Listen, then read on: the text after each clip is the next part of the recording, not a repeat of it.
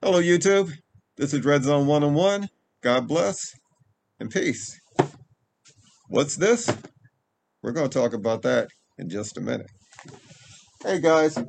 Anyone that knows me knows that I've always been a fan of Westerns growing up. I mean, the Western guns back then were just so cool. You'd see the gunfights, the quick draw, although we know that back in the day it really didn't happen like that, where people stood and they did a quick draw, anyway, but most of them got shot in the back or on the toilet, the outhouse. But anyway, that's a different story.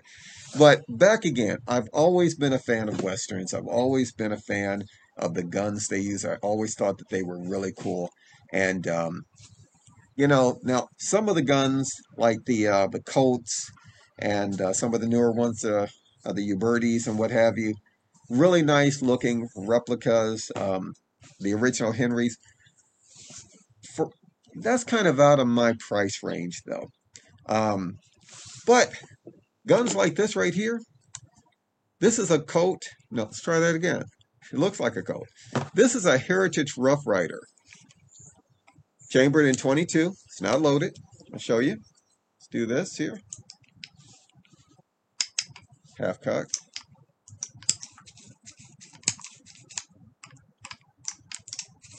Not loaded. Doing this on camera, I would have been doing it faster, but it is not loaded. This one's chambered in 22 mag. I also have a 22 cylinder. Really nice gun. What I like about these guns are very well made, but they're very inexpensive. Notice I said inexpensive. I didn't say cheap. I said inexpensive because these guns, well, cheap means poor quality to me, but inexpensive means they didn't cost much. But this gun is very reliable, works very well, functions a lot like the original Colts. Um, One cock, two cock for loading and unloading, three cock, four cock. I mean, I love these guns. This is one of my favorite guns to take to the range because you slow down and you just take your time. And it's just a really fun gun. Um, just cool. Just like this one right here. Very iconic gun. You probably remember this from Wanted Dead or Alive. This is actually a Henry Mare's leg in 22. Not loaded. Really cool gun. And if you notice with my guns, especially my rifles, I do modify them to my purpose and my needs and just, the way that I would like them to look and what have you. And as you see here, roughed up the finish a little bit, give it kind of a, antiquish look, I guess you could say. Worn, more like it. Even put a red dot on it. This gun is so much fun to shoot. Chambered in 22, I can take this to the range and shoot all day. And within, let's say, 30 to 40 feet, even out to 50 feet, this thing is extremely accurate. Very cool, old, iconic gun from the West. Okay? Now, let's get to the gun that I really wanted to talk about today. This is the gun I just purchased. It's a, it's a Heritage Rough Rider Rancher.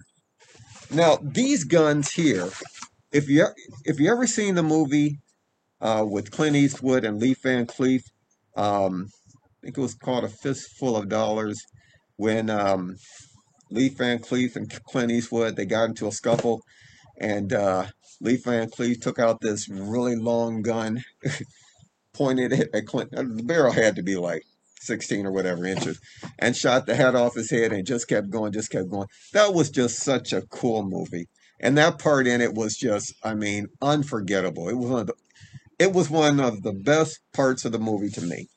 Now, this is what the Heritage Rough Rider Rancher looks like. It looks a lot like the gun that he used in the movie. It's basically a pistol, like this one right here, that's been turned into a carbine. It's been given a stock and a longer barrel. Now, the Heritage Rough Rider Rancher actually has a stock on it and a longer barrel. And I really like the gun. But what a lot of people, the reason why these guns didn't really catch on it's a carbine, a short barrel rifle. It's a rifle. It's the way you had to hold it. Since it had a stock on it, and it was basically the same gun like this here, but it had a stock and and a longer barrel. Is if you held it the wrong way, like let's say you held it like a rifle and like you held it here, and you shot it, there was a real possibility that you were going to lose some fingers because right here you've got a cylinder gap here, and there's hot gases that come out of there. Okay, and the force is able with the right caliber to take off fingers. Now, it's probably not going to happen with a 22 or a 22 mag, but it's going to hurt like you know what. So, you have to hold the gun something like this right here, okay? And it's not really a hold that most people are used to. You can get used to it, but you know, most of us are used to holding our guns like this here, like our rifles. You got the foregrip, the shroud, or whatever, like on front, like, and you're holding it like this here. Now, one of the reasons why I almost didn't get this gun right here is I didn't know if I could get used to the hold on it. Okay, but the gun was just so cool, and the price. I mean, my Heritage Rough Rider here costs less than $200 for a reliable gun. That's really good. And I found the Rancher here. I got it on sale for $175, which for a rifle, not bad at all. So I got to thinking maybe I can do some modifications to make it work better for me. So without further ado, I want to show you what I've done to mine. This is my Heritage Rough Rider Rancher pistol carbine. Now, as you notice, I've done a few changes to mine. I mean, opposed to the picture, okay? Right here, I got a turbine ammo holder. I think that looks really good with the gun. It goes really well with the sling that comes with the gun, which is really cool. You get the sling, and you also get the attachments to it, also the swivels, which is really cool.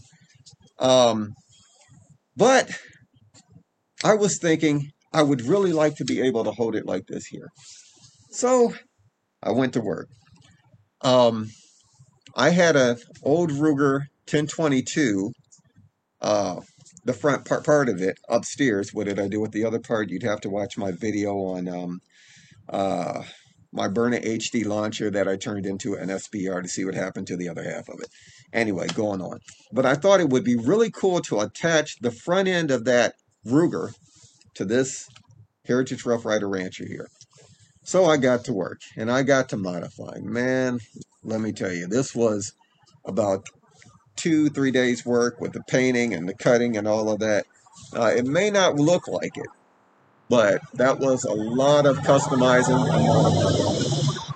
They're driving down the street like a bunch of nuts. Anyway, I tell you, sometimes living in Detroit makes you feel like you're in the wild, wild west. But anyway, that's another story. Hey, back to my project here. So what I did is I kept thinking if I could attach this stock onto this gun, that would be really cool. Didn't know if it was going to work, but you know, I got to doing some cutting here and some trimming there. Even had to make another barrel band for it. That's just a clamp, a hose clamp that I used. And gotta say, my end project, I think it came out pretty good. I had to cut this out here from the stock. A lot of cutting and redoing because I had to manipulate the I had to cut it so I was able to manipulate the like ejector here. I had to be able to get in there, so I couldn't keep that piece on. So I cut it out. Now I can get to the ejector. I can eject my rounds, and also if I need to take the cylinder out, I can get in here. I don't know what you call that, the cylinder pin that's holding the cylinder in. I can manipulate that to get it out. A little more work than what it was before I put my shroud on here, let's call it. But it's worth it to me because now, and I've tested this, I can hold this this carbine like this right here. I'm nowhere near the gases because remember, back in the day, you had to hold it like this, either like this or like Leif Van Cleef held it like that right there. You couldn't put your hands here because if you did, you might be picking up some fingers later on. Anyway, but now with this here, the shroud on, let's call it, I can get a hold right here, and I've tested it. I'm not getting any blowback. There's no danger to my fingers, and I just like the hold better. It just feels really good. So good, I even ordered the 22 mag cylinder from Heritage Rough Rider to put on like with this here. Now I had to reposition the let me see the swivels here for like my sling here, but you know it was just a little drilling and what have you, and that came out well. And I got to thinking, I like the way that my shroud came out, okay, my forend or whatever. And I got to thinking it would be really cool because the buckhorn sights that come with it are, I mean, well, they're not bad. But I got to thinking it would be really cool. That's my other computer dying.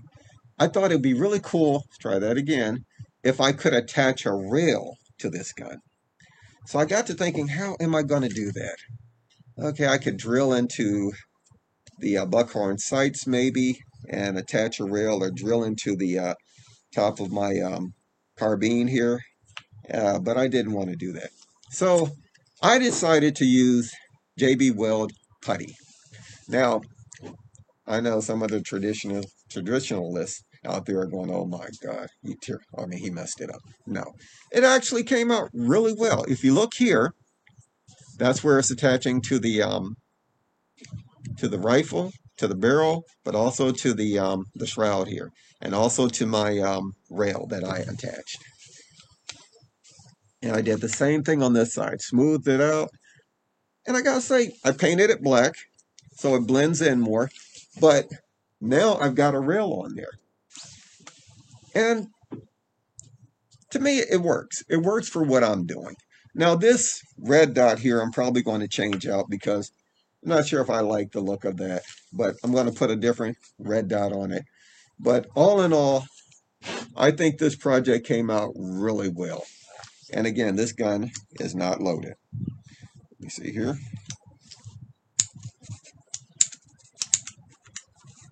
Not loaded. Okay. So it's been safety checked.